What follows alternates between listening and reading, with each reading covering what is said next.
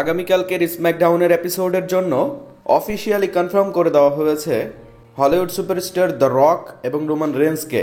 হয়তো আগামীকালকের স্ম্যাকডাউনের এপিসোডে কোডি রোডস এবং ট্রিপল এইচের ফেস টু ফেস দেখতে পারবেন রোমান রেন্স এবং দ্য রককে।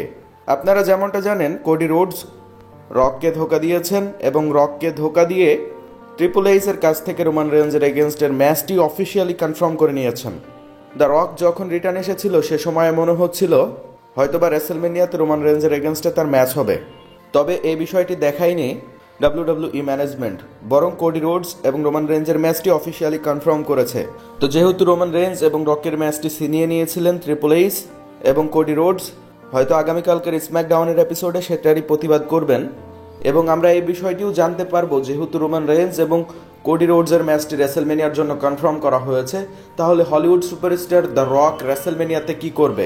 রক তিনি সেই বিষয়টি ডিসকাস করবেন আমাদের উদ্দেশ্যে এবং সেইখানে ট্রিপল এইচ এবং কোডি রোডসের হয়তো বা ফেস টু ফেস এসে তাদেরকে ধামকিও দিতে পারেন অথবা আক্রমণ করতে পারেন। তো দেখা যাক কালকের স্ম্যাকডাউনে কি হয়। ধন্যবাদ।